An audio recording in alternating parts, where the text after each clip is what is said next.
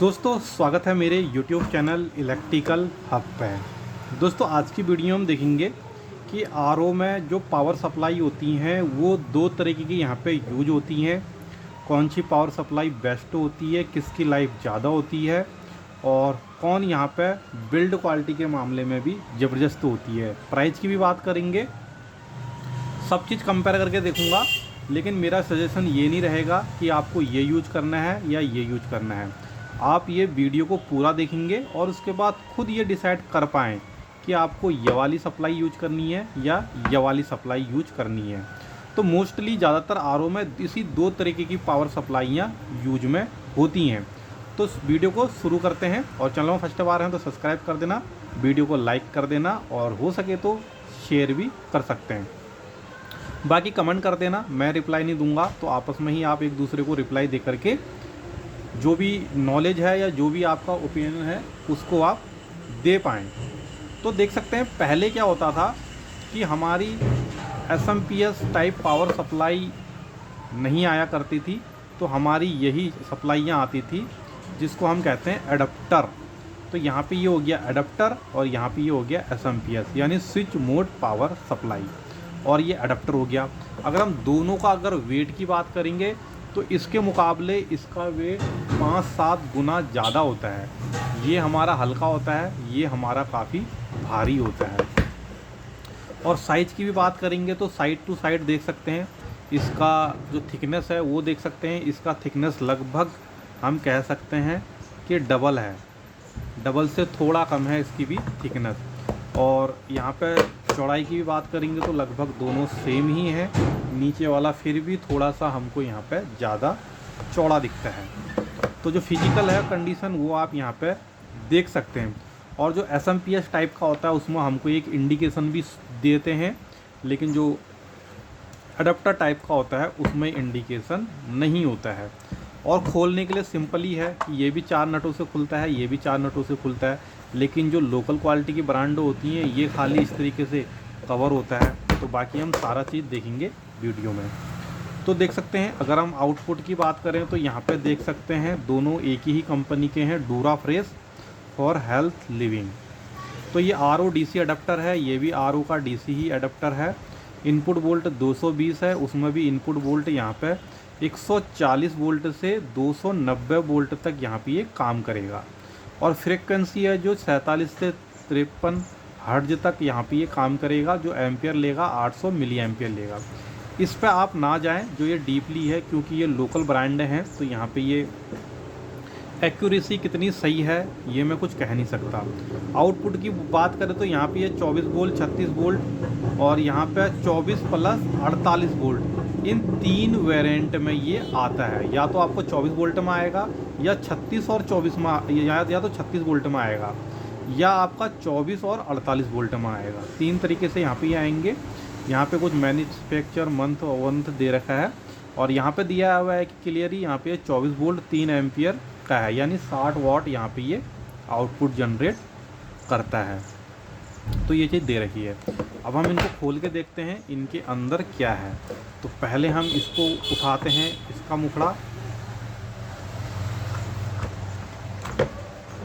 ये रहा, और इसको भी उठाते हैं, ये रहा।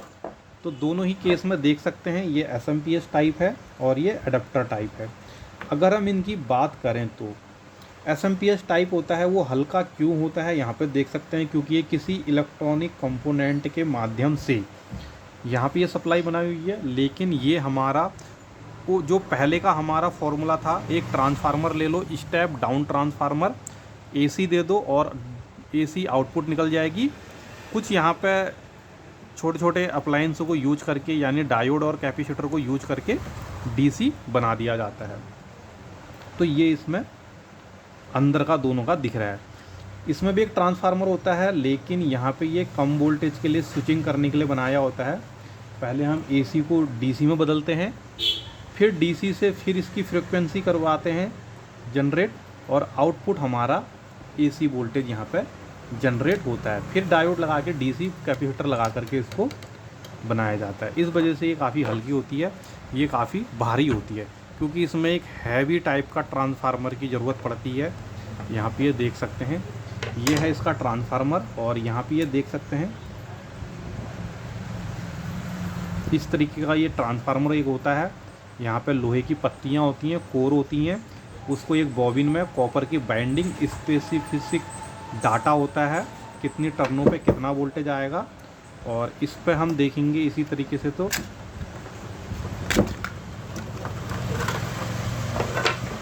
ये रहा हमारा SMPS का बैक साइड का, यहाँ पे देख सकते हैं इस तरीके से ये एक PCB होती है, कुछ कंपोनेंट लगे हुए होते हैं।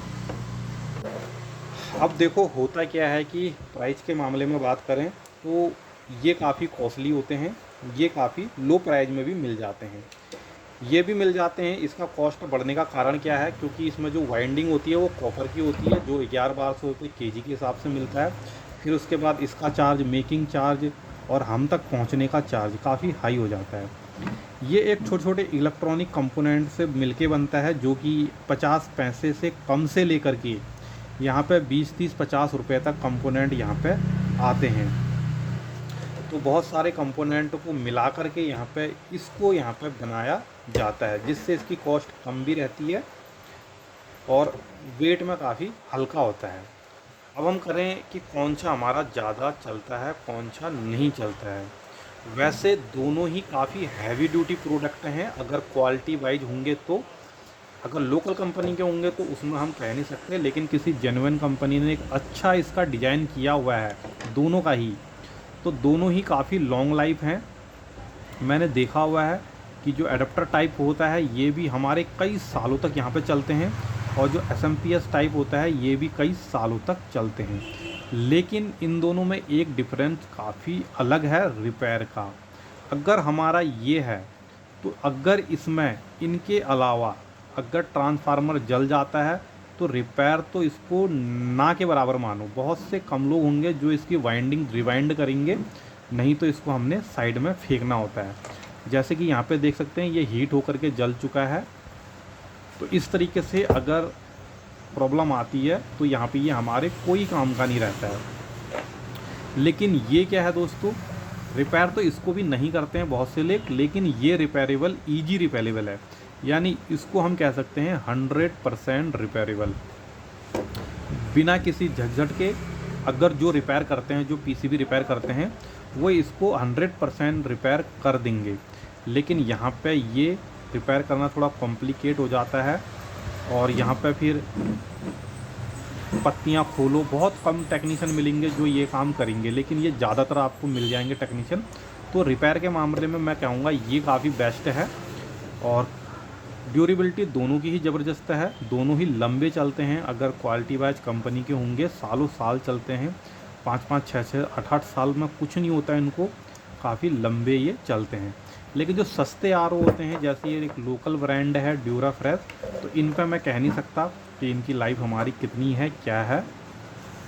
तो देख सकते हैं, तो ये कॉपर का बना होता है। ये दोस्तों हमारे एल्युमिनियम में भी आते हैं, वहाँ पे आपको कॉस्ट कम देनी पड़ेगी, लेकिन आप ठगी का शिकार ना बने तो, क्योंकि एल्युमिनियम को भी कॉपर रेट में ही बेच देंगे कई लोग, तो वहाँ पे आपको प्रॉब्लम आ सकती है।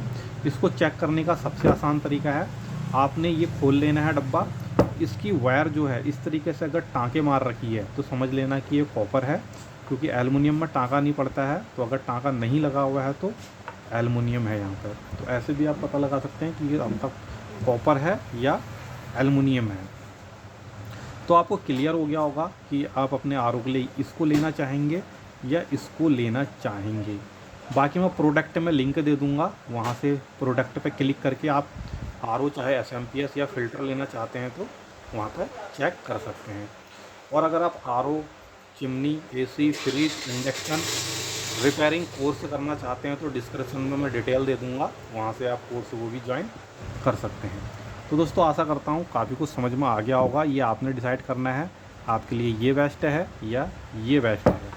तो दोस्तों इस वीडियो में इतना ही।